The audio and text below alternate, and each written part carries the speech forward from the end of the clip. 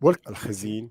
We met on RBC, but this is a program related to RBC. It's called South Sudan Footprints. Uh, I'm very, very happy to meet you again so that we can shed uh, more light on this growing issue. Jonglei Canal and the issue of floods are the hottest topic in South Sudan today. Because in the last 2 years, there have been severe floods. There is an understanding and a misconception that the Jonglei Canal, or maybe dredging the Nile, might save people from these recurrent floods. And this is why we are here again to discuss. But there has also been more developments. We've had trucks, it said up to 21 heavy trucks carrying heavy equipment for dredging have arrived from Egypt into South Sudan, specifically into the area of Rabakona and in Unity State, the capital Bantu.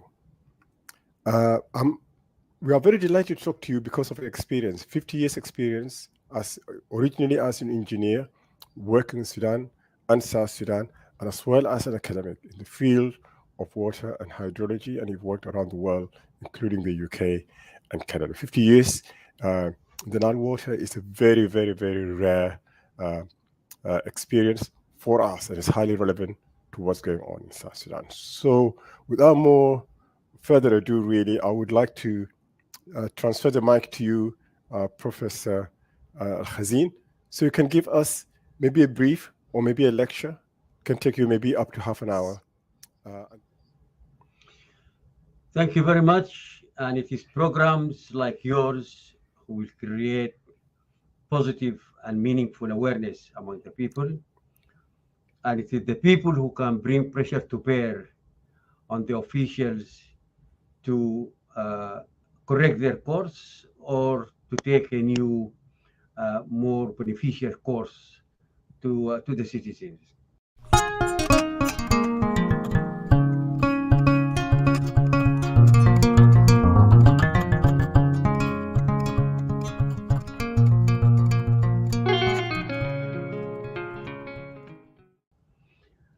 I will, with your permission, I would like to concentrate today on the issue of dredging and a little bit of an explanation on terminology so that your listeners and audience are on the same page with us.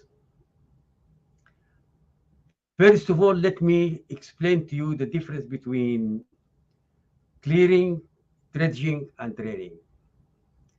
If you have an obstacle, be it water hyacinths, be it vegetation, be it silt, then you clear that. And there is certain equipment, certain methodology for doing that. We will come to that later on. And you are not affecting the bed, the depth of the bed or the width of the water channel in that case. You are only clearing and cleaning it. That can be done at any time, and it does not need very heavy equipment. Then you have dredging. Dredging is when you take parts of the bed of the channel and part of the sides of the channel so that you widen the channel so that it has a larger capacity of water. And when you have swamps, like the Sud, then the water of the Sud is going to come into that channel and it will go to a destination. In the case of Bahr al-Ghazal Basin, the destination is Lake No. So if that happens in Bahr al-Ghazal Basin and the water comes to Lake No was called Lake No because there is no lake. So any drop of water that comes into Lake No is going to go into the mainstream Nile, onto Sudan, onwards to Egypt. That was the main objective of the Jonglei Canal in 1904, 1907, 1946. Let me make a statement here that might seem a little bit crude, but it is factual. Jonglei Canal was, the inception of Jonglei Canal was a colonial inception. It was a British engineer during the time when Egypt was a colony of the United Kingdom, and they wanted to drain the water from South Sudan into the main Nile for the benefit of Egypt. That's that's the record. It's all over the place. Today it remained the same. For what reason? Jonglei Canal brings no benefit whatsoever to the people of South Sudan. And that's the colonial concept. You come and colonize a land and a people so that you drain their resources for your benefit. So that's the background. Let me take you to the sequence of events and move a little bit to the floods now, because some of the arguments are that this idea of dredging, the idea of the equipment, the idea of flood control is became because of the floods that came massively in 2021. Now, if you want to control floods, there is a sequence of events that you must do. First of all, you want to assess where the floods are. Second, you want to study and make sure that the flooding is in one way or the other connected to the rivers or not. Because the same way land was inundated, the rivers were inundated. So the rivers did not just all of a sudden overflow their banks and burst them. I went and attacked the people. That's not the case. That's not the case in South Sudan. That's not the case in any major flooding that is caused either by rains or by water coming from elsewhere. And both happened in South Sudan. At one point, Bantiu, which is a town of 300,000 people, was in 2 meters deep of water. So yes, there is a problem of floods. At this juncture, I would like to point you and point your listeners to a research, a small mini research that was done by the Embassy of the Netherlands in South Sudan, Holland. Holland doesn't have a cooperation agreement with South Sudan at this time. They stopped that. However, they are the ones who assessed that there were 335 people who were affected by the floods. 200,000 of them, 200,000 of them are in camps needing help. But they come to the conclusion that there is no connection whatsoever between rivers or canals and this flooding. When you are embarking on such an issue, you need to do a feasibility study to make sure that you have the facts, to make sure that you have the factual situation on the ground, and to make sure that your solutions are based on science and technology and not just on the whim of one person or the other.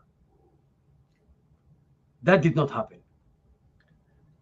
And when you do a feasibility study, the next step is to do what we call evaluation of alternatives. What is the best alternative if the feasibility proves that you may do A or B or C or D? You need to do another study to find out which of those is actually most viable. Then you do the design of what you want to do. Only then you bring the equipment.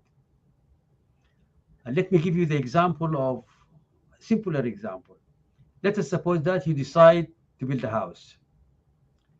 The first step you will do is you will sit with your wife, you will sit with your children and friends, and discuss about it. This is what we call the project idea. Then you will call an architect. The architect will do the architectural design. How does the fascia look? How many rooms? The sequence of moving in, and so on. And he will do architectural drawings.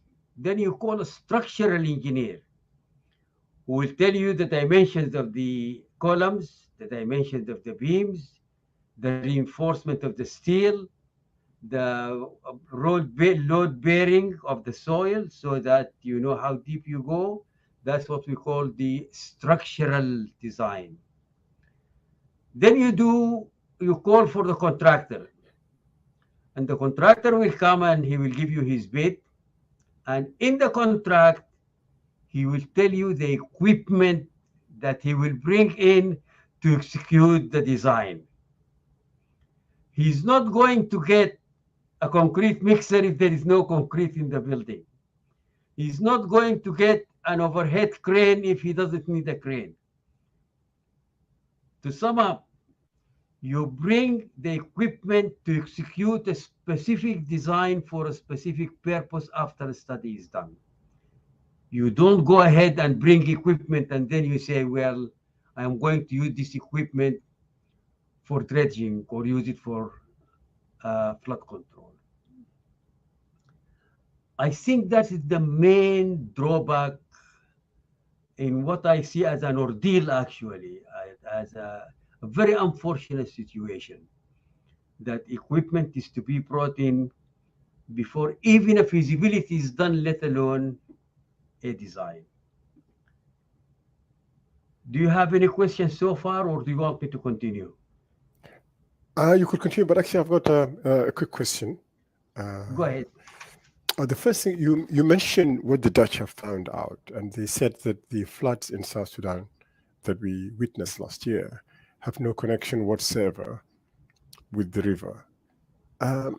Could you explain this? Because a lot of people will struggle to understand how it could not be connected to the rivers. Why does a river overflow the banks? The river overflowed the banks because the quantity of water, what we call the discharge into the river passage, is more than the capacity. That's in simple terms. The question becomes, why didn't this happen the previous year? Why didn't it happen the year before? Why did it happen in 1940 for argument's sake, or 1950? So this takes us to the constant and to the variable. The constant is the water with the quantity of water in it, with the discharge it has, that goes in year after year after year. Then you have a surge in the quantity of water in the river. That could be due to a number of reasons. One reason is rains that come and discharge in the river that are beyond the capacity of the river. This will be climate change. It is something that's coming from the sky. Nobody could have predicted that. If the rains that come are 200 inches or 100 inches or 300 inches, it depends on the rain when it wants to start and when it starts, it wants to end. Another reason may not actually be the river itself, like the case we had in Bor. The problem with Bor and the flooding that was happening in Bor, because there were no culverts. So they build the road and they don't build the culverts, and the water cannot get to the Nile. So the water stays with the people, it floods their homes. Could you explain what you mean by culverts? A culvert is a small bridge. It is pipes or boxes, square boxes. You build them under the road so that the water can pass through rather than stay behind the road. So it is a passage under the road to ease off and let the rainwater pass through into the seasonal river or the main river, the all-season river, and so that it does not inundate the houses and the shops and the streets of the people. This So what you are saying, happens people. all the So what you are saying, people will just build the roads across the rivers without yeah, allowing for any way for the water to pass, completely absolutely. I disregarding that, was and part of therefore that. that, and basically they create a dam and they create a flood afterwards, right? Yeah, yeah. I was party to that because I lived in Bor for 1 year. Okay. Oh, I so you was remember the? yeah. And I actually worked on that. I actually see to it that more culverts were built. So this is just one example. Another example that has been proven actually by the Dutch embassy, and if you go into their website, you'll find that, is that the people have built constructions in the natural rainwater passage to the river. Yeah. So they obstruct the rainwater from going into the river. And hence, we don't want to just blame the river for flooding. So what are The these flooding, constructions? What are the? some of them were houses, some of them were shops, some of them were sheds, workshops, uh, some of them were roads that were built without the proper culverts underneath.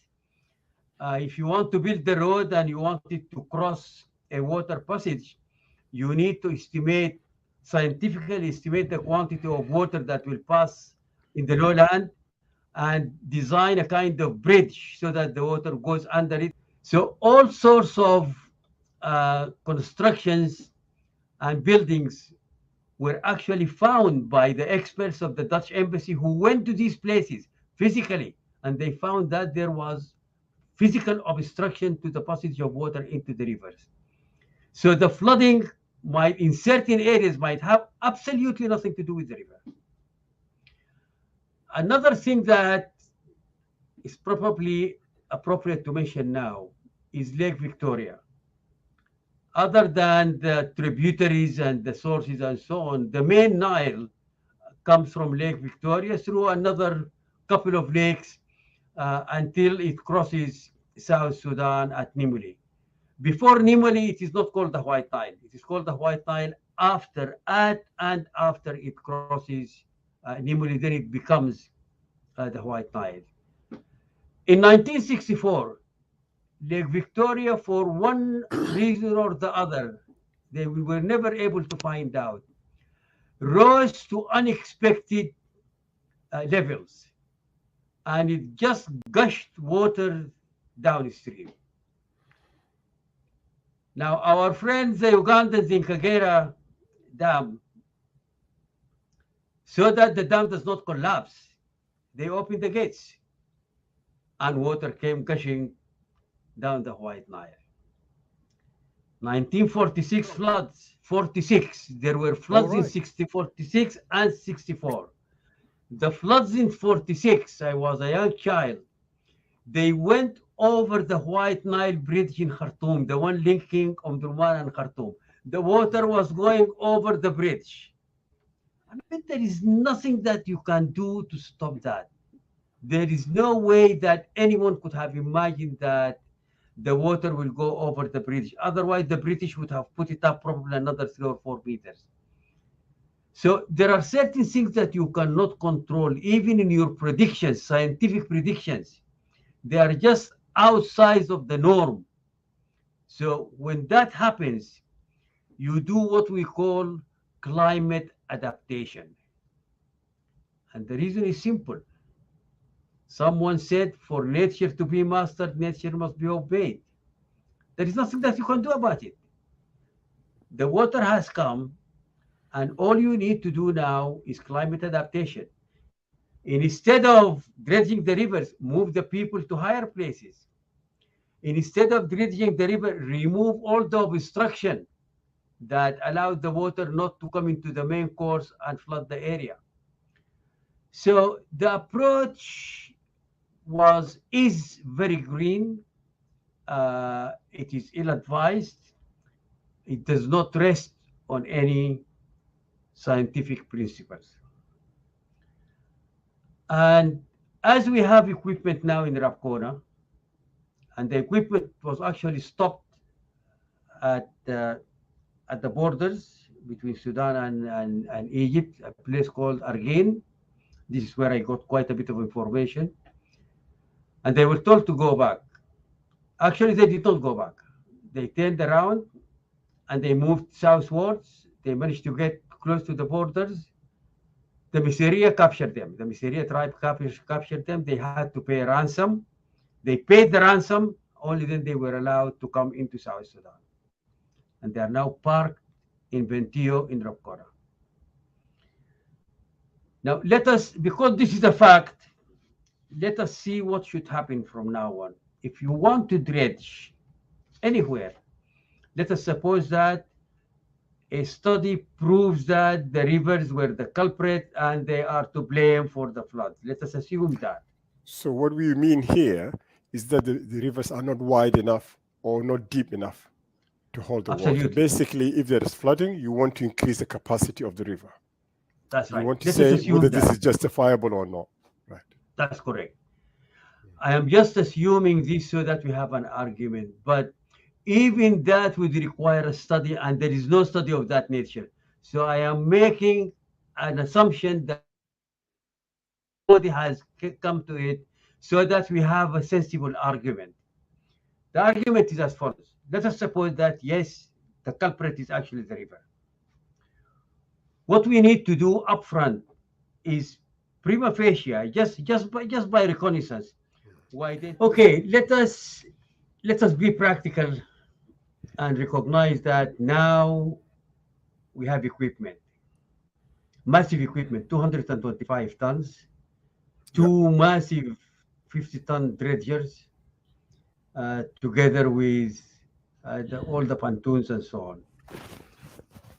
Now, if we assume that yes, the river has something to do with it, and let us say that yes, we go ahead and we do a study, and let us assume that the study concludes that we can mitigate the floods in whole or in part by dredging the river. So what do we do? What is the next step? I think that's the important part now. What we will do, we will send a team that will survey the river by boat, by light boat, and prima facie, just on the surface of it, define areas where the river of the Run might be responsible for excessive flooding. So the river is going along 2 meters deep, 3 meters deep, whatever it is, and then you come to an area where it is only 1 meter deep. So you mark that one. And then through a compass or any gadget, we identify the longitude, the latitude, and the height above sea level of that area, so that we know where it is. We define where there is a possible blockage. We do that for all the suspected locations. As a smartphone can actually do that. Smartphones today can actually give you what we call the coordinates. And then we compare that with other safely running parts of the river. The other parts of the river are 2 meters deep, but this one is only 50 centimeters deep, so that we know how much we need to clear from that. And then we measure those small bits and pieces so that we know how much silt or rubbish or water hyacinths we need to remove. This is so that you decide the equipment you need. Do you need only one barge, or do you need 3, or do you need 10? You cannot do that until you quantify how much rubbish or silt you want to remove. I would also quantify the metric tons of that, because all these barges, they work by the metric ton, how much metric tons you put on them. Some of them are 600 metric tons, 700, 800, you can go up to 1,000 metric tons. One thing I want to mention here, that all the river vessels that have been operating under the River Transport Corporation since 1912, 1913. That's the time when the British started using the river. Before that, it was only local. All of them have got what we call the draft. The draft is the depth of the vessel that's in the water, and it's all 4 feet. 4 feet, that's 1 meter, 20 centimeters. That's it. That's it. Anything which is 4 feet can actually float unless somebody brings a heavier one that has not been used before. And then the same technical team they identify where do we want to dump that dirt. You cannot just take it and put it on the side because the next train is going to bring it back in the river. So where are you going to take it? The man and animals, especially our people, the pastoralists with their cattle, they are used to coming into the river and drink it. Now, if you deepen the river, and especially during the dry season, these animals are not used to that. They will fall into the water and they will die. Little kids, likewise. So we have got to care for what we call the unintended negative consequences. If you are going to dredge, you are going to disturb the river banks, you need to deal with that. What do you do with it? I don't know now. I will only know if I do a study. Professor Tag, do you know the average depth of the White Nile? The depth depends on where. Where you have fast running water, and that is when the gradient changes and becomes steeper, then the water is running faster. And actually, you can see it in the top. You will see ripples at the top, and you will see water, sparkles of water going up.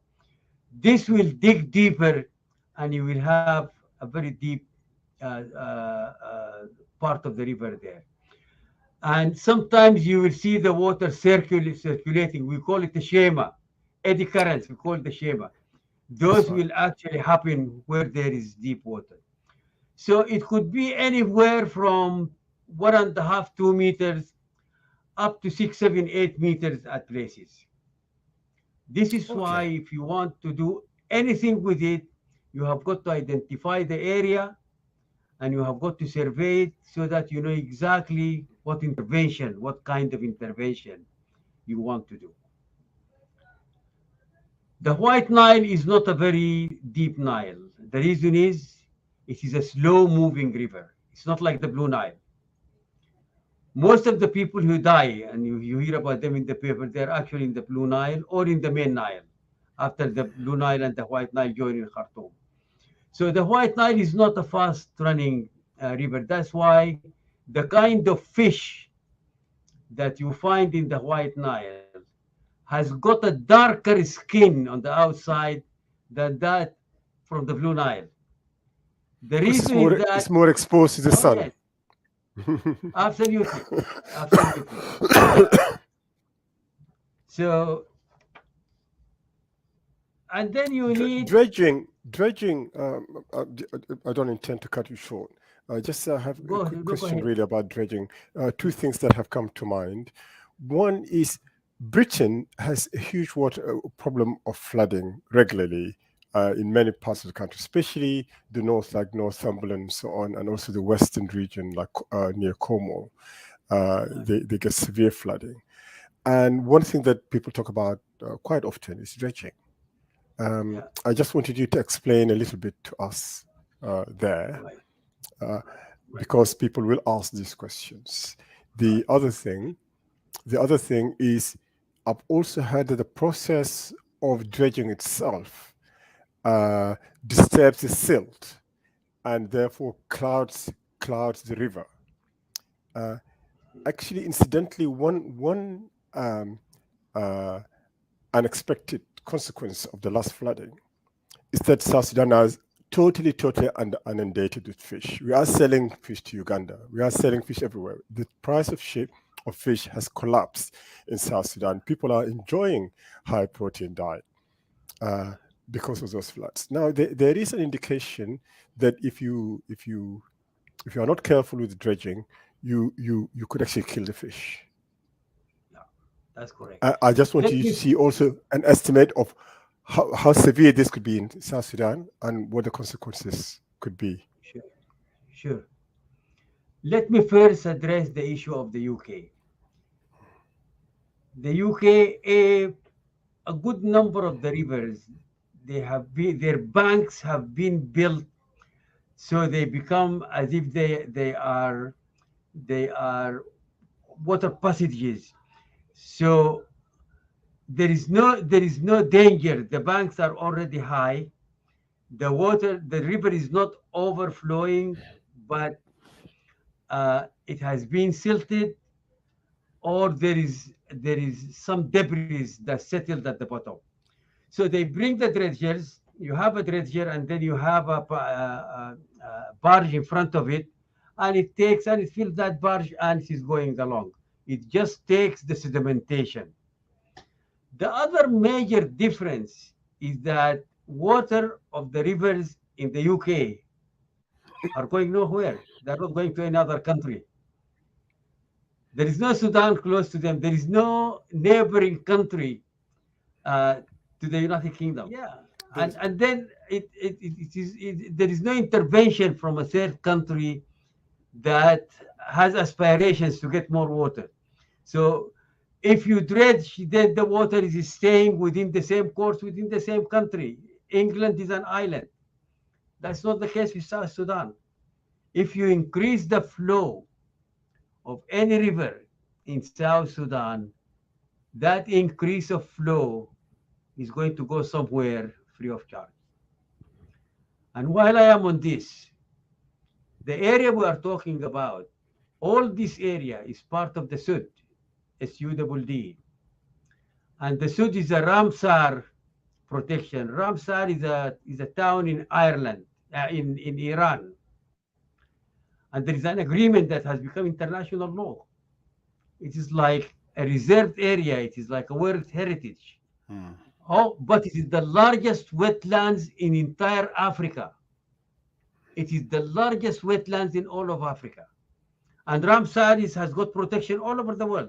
Wherever there are wetlands that are part of a delicate ecosystem that are important for the balance of the region, they give it this protection, and it has to be endorsed as a Ramsar protection area. So we just cannot go in there and do what we want, unless we want to lose that status. And now South Sudan has applied for the Sud to become a World Heritage of the UNESCO, not Ramsar, but of UNESCO as well. If you mess around with the Sud, UNESCO is not going to look into the application. It has not been approved yet. It is under consideration. So we can. The issue of the fish, you are correct, because the fish feeds on a lot of material that's actually in the rivers. If you remove that material, the fish would either move with it, or it will die. So it is correct that if you start draining the water, especially the fish that was living on shallow areas, each kind of fish have got their own domain. So if you ecosystem. drain the shallow areas, that's it. The fish is going to die. The danger of that, only yesterday, Uganda has stopped exporting any food materials outside of Uganda.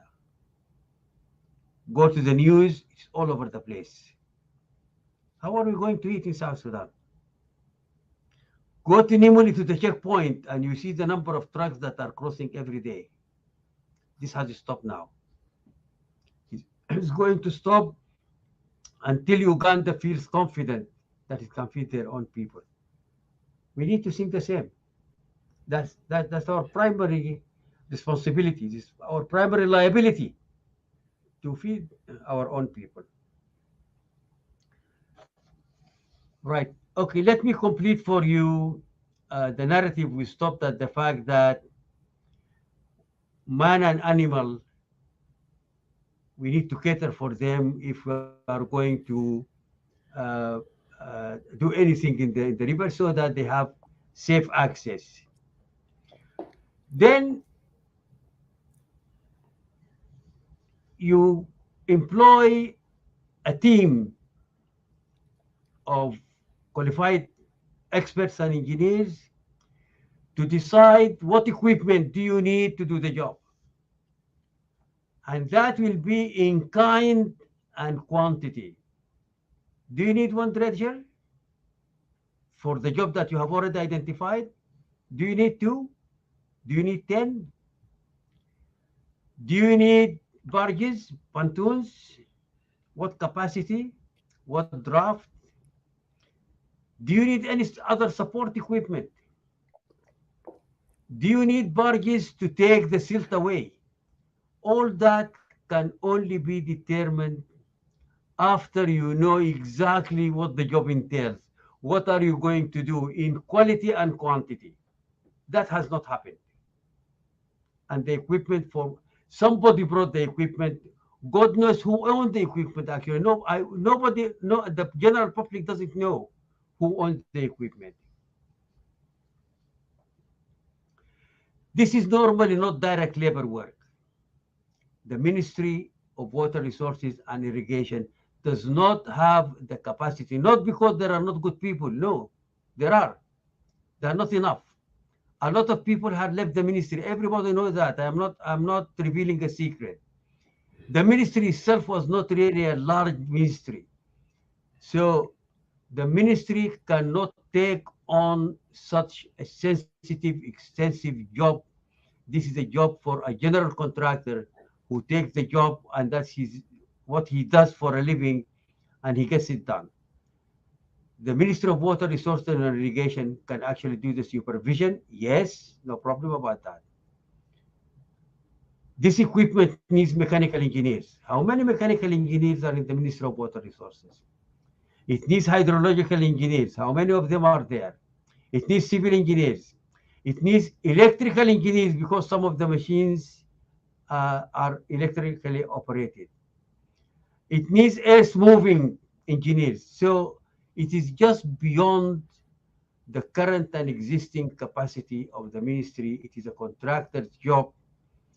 Unless those precautions are done, the ministry and the government of South Sudan might find themselves in deep water and they will not know how to get out of that. And the second thing is the funds. Are there enough funds? I have been told that $28 million have been approved for the Ministry of Water Resources to do the dredging. On what basis was that done? By whom? Is- And by whom? Is the 28 million enough? And what will the 28 million do? Is there a system of accountability? Uh, how, how is the money going to be dished out to a ministry? And then there is need to evaluate before you embark on anything. There is need to evaluate that yes, dredging is the best option. To do that, you need to look at other options. Are there other options? I say yes. You may say no. You challenge me and I challenge you. Your first question will be, how do you know? I need to tell you how I know. If it is only my whim or my stubbornness, then you can tell me to go and fly a kite. I am not going to listen to you.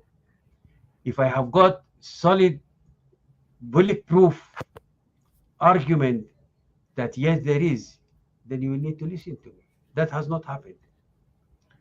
So that kind of argument is, and kind of approach, not just an argument, is what the government of South Sudan needs to pursue now, so that they have an informed decision to base to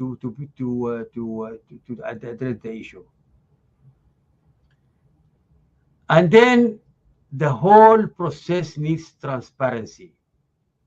The reason is we want to avoid conflict of interest. Floods were not in Bantiu alone. Floods were not on Unity State alone.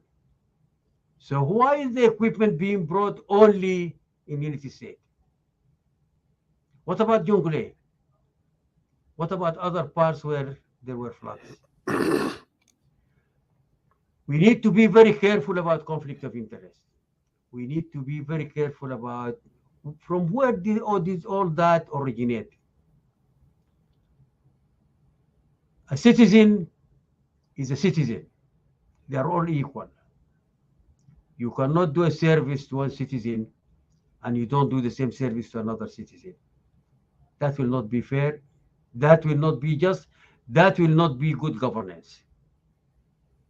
So we actually need to ask our questions. Is this whole process free of conflict interest? It has to be. But we need to ask the question and we need to answer it and we need to study it and we need to come to the conclusion that this is fair and free and that there is no conflict of interest. After the job is done, if it is ever done, we need to have an expert team for monitoring and evaluation. Monitoring is normally for the performance, evaluation is for the money. When you hear the term monitoring and evaluation, that's what it is. You monitor the money, you evaluate the output. Any project that doesn't have a positive output is a failure. It shouldn't have been done. So who in the ministry or outside the ministry has the knowledge and the technical capacity to do monitoring and evaluation? The multi-donor trust fund for the North was about $650 million. I was the team leader who did the monitoring and evaluation. This was shortly after 2011. It was 2012 during Bashir. But this was part of the multi-donor trust fund that was given for the two countries after they signed the separation agreement. South Sudan got about $1.2 billion and Sudan got about $650 million. And when the job was done, supervised by the World Bank, the donors wanted monitoring and evaluation. So a major consultant got the job and I went as team leader. The job was $500,000 just to do the monitoring and evaluation. It took me 4 months as team leader. And I had a whole team with me. Very sick report.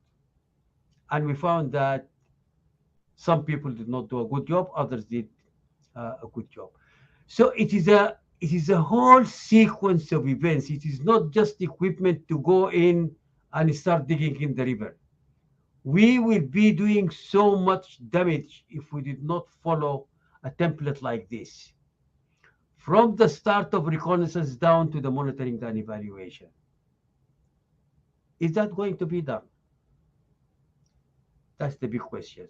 I wanted to ask you whether you have heard at all from any party in South Sudan regarding what's going on. We have the government of South Sudan, of course, and we also have foreign embassies, and we have many agencies that include the United Nations. And this is a big event. Even the arrival of the trucks. Has there been any reaction anywhere inside South Sudan or even outside South Sudan regarding the impending event? The equipment has already just arrived. Before it was talk and talk. But now there is a physical evidence that the equipment is actually in Bantiu. The Dutch are very clear about it. The embassy is very clear about it. They are working through the IOM.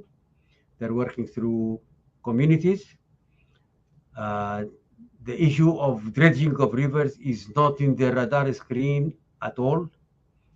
They are the ones who made the evaluation of how many people are affected, how many people are in the camps.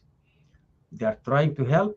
And Holland They is a are world leader in water management. We know that. absolutely, We know absolutely. Amsterdam is below sea level. Yes, absolutely. Yeah, that's why when anything comes from the Dutch, this is why we had Euroconsult before. Euroconsult were consultants working in South Sudan, and Euroconsult before it went international and became what McDonald Euroconsult. They're a Dutch company, and the Right. reason that people trust them is that they know what they are doing.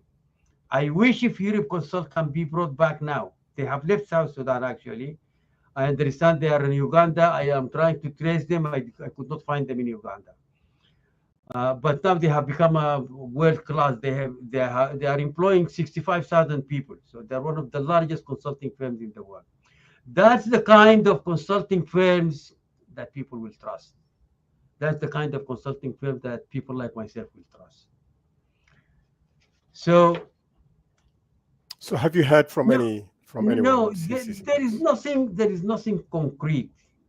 The only positive vibes that I have heard is that probably the government wants to mark time and listen to people like me and other experts. There are very good local experts in international law, in hydrology and so on. Alel Oka, Zakaria Well, Madam Salwa Jibril. I mean, there are knowledgeable people as well in South Sudan. And I hope that what I heard is correct, that they want to call on us for consultations, for awareness. I also understand that now the Minister of Foreign Affairs is keen that something like that happens. And I understand the involvement of Foreign Affairs because, these are the guys who will go out and ask for money. Well, asking for money for what? I will not give a penny to a project like that now. Not a penny, even if I have the gold that is in Fort Knox. I will not give a penny. Not because the people do not deserve or the project does not deserve. Nobody knows. Nobody knows what is happening.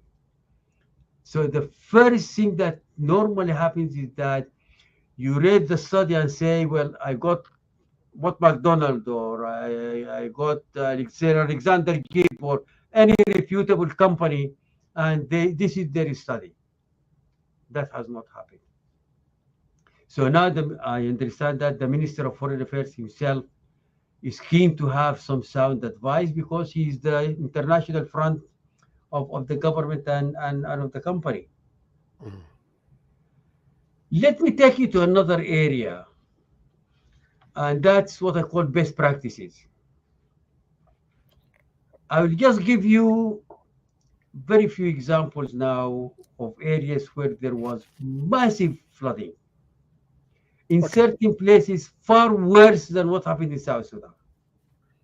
Brazil. Brazil has suffered a lot from floods. Mexico. In Mexico, 2 consecutive dams have collapsed. British Columbia in Canada. The photographs are here in my computer. Unbelievable floods. And many other places. England. At one time in England, there was an underground station that was flooded. None of those countries, Australia, South Africa, 450 people died. Unbelievable destruction. None of those countries dug a canal. None of those countries dredged a river. Not one. And the examples I gave you are just a few. If you go into the internet and say floods around the world, you will probably get 200 of them. None of those countries have done what South Sudan wants to do now. What did they do? They tried their best to mitigate the situation by helping the people, by moving them to higher grounds, by building dikes. That's it. That's the recipe. When you go to a doctor with ulcer and a headache, the doctor is not going to treat the headache and leave the ulcer, which is more serious. We're in the same situation. We are not going to go for something that is very small, that there is a harm here, that there is dirt in this river, while we are forgetting the bigger picture and the main issue, and that's how do you do climate adaptability? How do we adapt with the climate? The climate is not going to change. We are going to change. There is no other solution. If the rain is going to come, the rain is going to come. Part of this flooding has got nothing to do with South Sudan. It came from other countries. Yes. If you go to the news, you go to Lake Turkana. Lake Turkana is almost right on the equator. So there should be more rain there than there is rain in South Sudan.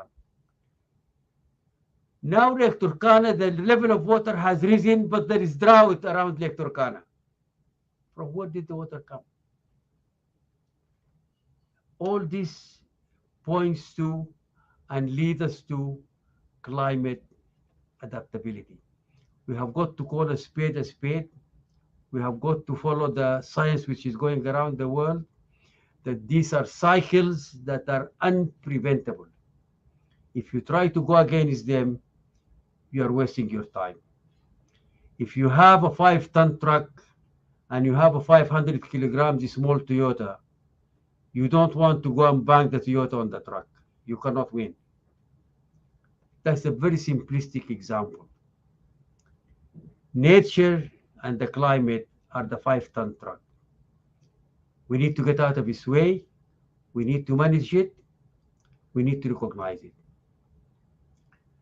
So I believe that the remedy lies in climate adaptation. It lies in studies and evaluation. It lies in having informed decisions. It lies in putting our priorities right. And this will just very quickly take me to your other issue, which is Jonglei Canal. Let me repeat, Jonglei Canal was a colonial concept, and it is a colonial concept today. There is nothing in it for the people of South Sudan. Jonglei Canal was designed to siphon out the current canal, because there is more than one canal. I mean, people are just talking about Jonglei Canal. It is not one canal. This is the first canal. The conspiracy is far bigger than one canal, and far bigger than what most of the people know. This canal is to drain between 4.5 to 4.8 billion cubic meters of water every year. That's catastrophic. The entire discharge of Bahr al-Ghazal basin is about 14.5 to 15 billion cubic meters. Sobat alone drains 15 billion cubic meters. That's 30 billion cubic meters. The water in the sun is 30 billion cubic meters. That's a wealth. The oil is an unrenewable asset. The barrel of oil that you take out, that's it. It's not going to be replenished. The water that you take out by evaporation, so that it rains in Western Equatoria, is going to be replenished next year. So this is a national wealth. We should not tamper with it. We should not play games with it. This is the asset of the people of South Sudan. And the beauty of Bahr al-Ghazal Basin is that the water belongs to nobody else. The source and the drainage is all in South Sudan. It's not like the Nile coming from Uganda or Kenya or wherever. It's not like the Blue Nile coming from Ethiopia. It's not like the Sobat coming from Ethiopia.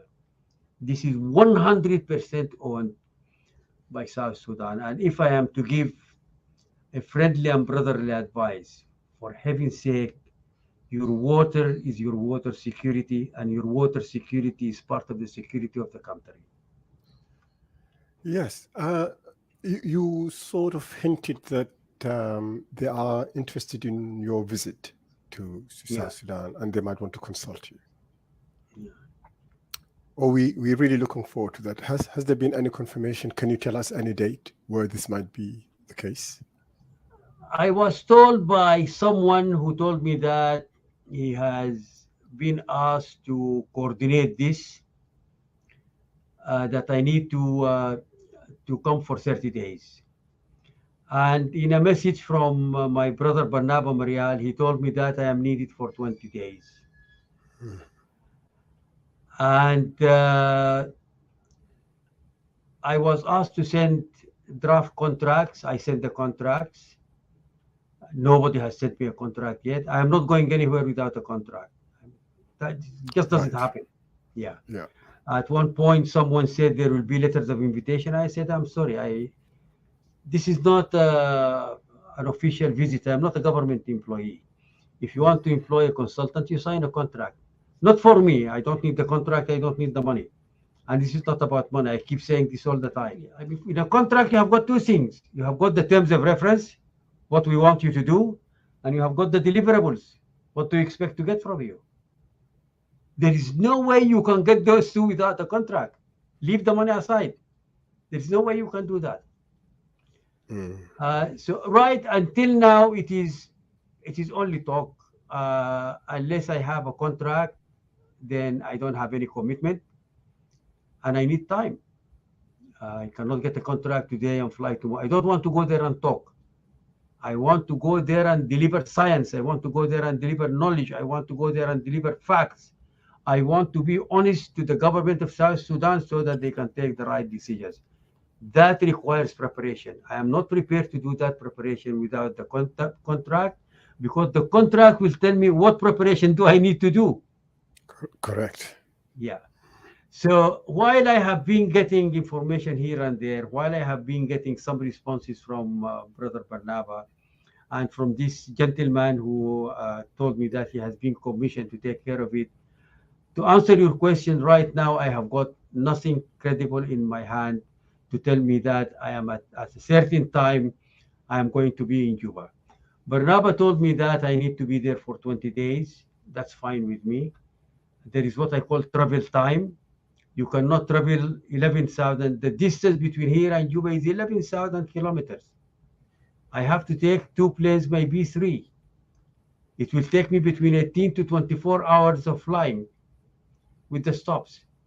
I cannot next morning go and do work. I need to recuperate for at least a day. So all that has got to be taken into calculations. The budget, tickets are not a joke. So and security, I mean, this is a sensitive issue. That's right. God knows who thinks what. Absolutely. Yeah, there is no reason for me to go Who are anywhere. we threatening? Who are we Absolutely. threatening by raising Yeah, this very yeah, important yeah, issues? yeah. As somebody who raised this issue before and told me to be careful, my response was, if I die in South Sudan, I will die a happy man. And that remains true until today. I have been in very dangerous situations, both in North and South Sudan. And since 1972, I was not threatened even once. Since May 1972, I slept in tents under trees, probably a total of 3 years. Not once was I attacked. Not once did I hear an insult with my ears. So the people deserve a lot more than what they have now. Whatever I am doing, I'm doing it for no reason other than the people. I owe them, and they deserve to be served. And I will stand beside them as much as I can. Going to Juba, I will also need to confirm that there will be listening ears. I don't want to go and lecture. I am a retired professor now. I'm done with lecturing. If the objective is to put facts on the table, to generate alternatives, to generate options, then it makes sense. It cannot have another objective. I have a lot of confidence in Barnaba Marial. He's a very good man. All these people are good people. This is not about politics, and I wouldn't talk ill of anyone under the sun. What we all want is for this, if there is some kind of a mess now, we want to correct that. As we have equipment, and we don't know, the equipment was not consigned to the government of South Sudan. I have a copy of the bill of lading. I got it from Argin. A copy of the original way bill. It is not addressed to the government of South Sudan. The name of the government does not come in the way bill. It's not addressed to the ministry. So there is a lot Is it really. addressed to individuals, South Sudanese?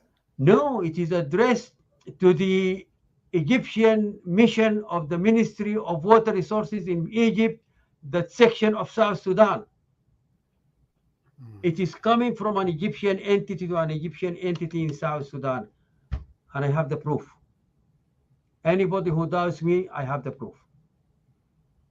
The other copy of the way bill is in the Ministry of Water Resources. Anybody in Juba should be allowed, if they want to take a look at it, they should be allowed to have a look at it. Now there is second backing. Now there is someone other than the original copy. And how did I get it? I'm not hiding anything. I'm not into that. The reason is that whoever is consigning the equipment had to give a copy to the government of Sudan to pass through. The government of Sudan said no. This is where I got my copy. But then eventually they let them. Did they let them go, or did they find an alternative way of getting away with it? You have to cross the entire Sudan. You have to cross the entire North Sudan to get to Bantu. Who would stop them? Who would stop them? And if somewhere in the desert there is a checkpoint, and you have your wallet full of $50 bills, you can find your way. Open doors. You will open doors. Absolutely, in no man's land. And look at what the Miseria did. They actually commandeered the people and the trucks, and the ransom had to be paid, and the ransom was paid. Good for them. At least they got something out of it. Absolutely, absolutely. The problem is that it has now become a dead issue in the hands of the government of South Sudan. If we discover that, if we are called, if contracts are sent, if everything goes well, then we would listen first. I would want to, what do you want from me? Regardless of the contract, the first question will be to brothers like Barnaba or Manoa or other people. Why am I here? What do you want from me? Forget the contract. What do you want me to do for you? And then we'll take it from there. Yes. There is minimum time and maximum time because of medical reasons and family reasons. I cannot stay for very long periods outside Canada. At the same time, there is a minimum period to do a job. If you are asked to drive from here to British Columbia, you cannot drive in 10 hours. It's just impossible. So you need to have the time that is compatible with the length of the journey. Probably 2 days, 48 hours minimum to get from where I am. If you want to drive from Brighton to Scotland, you cannot drive in 3 or 4 hours. So there is a minimum time for the completion of any job. All that is still, it has been talked about, but I don't have anything in my hand. However, this is a two-tier system. The first tier is the government. The second tier is the people. The people need to be informed. If it is money, it is the people's money. If it is equipment, there is no government that owns anything. And this is what this is about. And this is what this is about, Professor Touch. Right. Because what I was going to say, we really appreciate all the time, the energy and the risks that you have taken to raise this issue.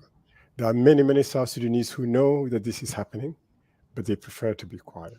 You are speaking out. What is at stake here is not even this generation. It's many, many generations down the line. Even me, I mean, we are born now, but our ancestors have benefited from this shit for how many generations before me? Yeah. And that's what we need to stop so that the future generations can continue to benefit from these resources, the resource and the blessing of our Nile. Secondly, as you well know, and this is something that we've spoken about before, is South Sudan needs its water because much of the time we have drought.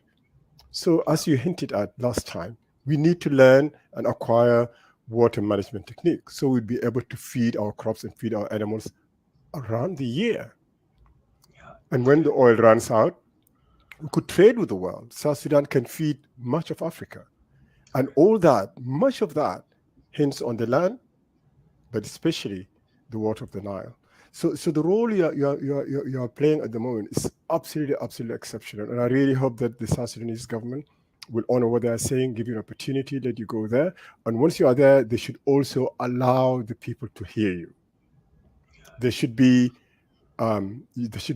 meetings, there should be interviews on the radio and on TV, as well as access to students, so that people learn about what's going on.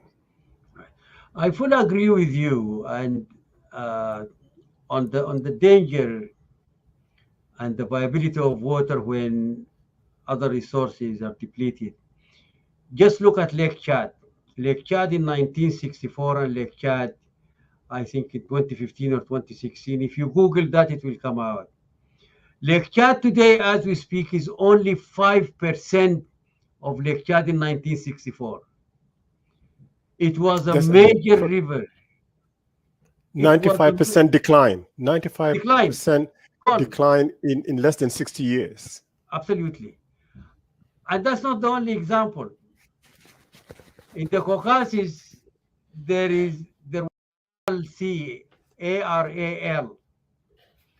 Because of mismanagement, the Aral Sea, the same area is now called Aral-Kom Desert.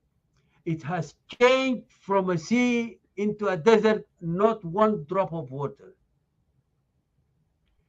Another example that we may all know is the Dead Sea, which is shared between Jordan and Israel.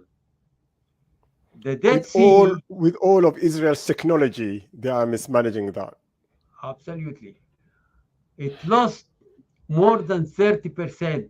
In 30 years, it lost more than 40% of its surface area. And now they are considering feeding water from the Red Sea across the desert into the Dead Sea so that it does not dry out completely. So there are glaring examples of what mismanagement or ignorant approaches can actually do. And it takes me back to the term that I use and many people use, climate adaptation. There is nothing that we can do about the climate, but we can adapt to it. We can adapt ourselves, we can adapt our institutions, and we can adapt our land so that it deals with climate change. But climate change itself is going to happen regardless what we do. And these examples really of the Aral, the Dead Sea, and Lake Chad should be eye openers for us. That abundance of water today. Look at northern Kenya. As we speak now, northern Kenya has got a drought. Northern Kenya is right on the equator. Heading into desert. Absolutely. There is drought all over Ethiopia, even the southern parts which are close to the equator. And we should also look at how other countries, look at how Egypt solved the problem of water for the last, since 1964.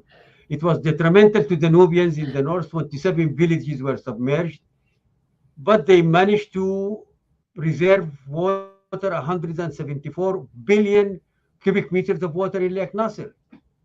You cannot play games with nature. You cannot gamble with nature. If you have water, for heaven's sake, keep it and manage it. And probably a last point from my side is the Nile Basin Initiative and the Cooperative Framework Agreement. 5 countries have signed on the agreement. 4 countries have ratified it. South Sudan has neither signed and consequently not ratified. Those who are objecting to clause 14B in the agreement are only Egypt and Sudan. The question is, not to you, but the general question is, where does South Sudan stand? Does South Sudan stand with fellow African countries in the source areas of the Nile? or do they stand with countries that are another world? So actually, there are lots of questions that go beyond Jonglei, that go beyond Bantu, that go beyond the Individual tribes. countries. Absolutely. If the Nile is the only major river in the world that hasn't got a cooperative framework agreement. There are 27 major rivers in Africa. All the 27 major rivers other than the River Nile have got cooperative agreements. There is no major river in the world that hasn't got a cooperative agreement.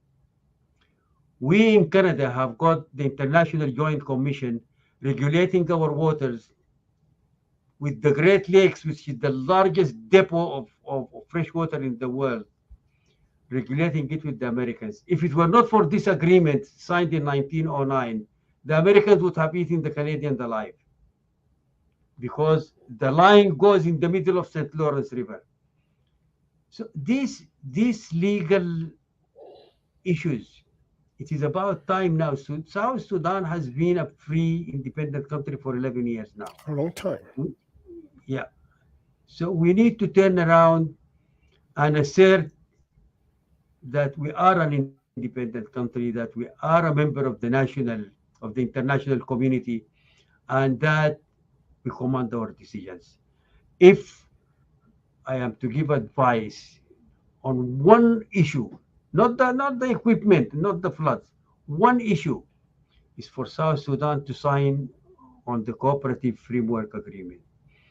Because as soon as 6 countries out of the 11 ratify, the agreement enters into force. That's it. Anybody else will be playing outside the field. So we just need 2 more countries in addition to the 4 to ratify, and we enter into force. With that, I conclude. If you have any more issues, we can address them. Otherwise, we can meet in another event. I am ready anytime. There will be another event. And I thank you so much for your time. Brilliant. All right. Okay, thank you so much. Okay, Bawan, you are most welcome.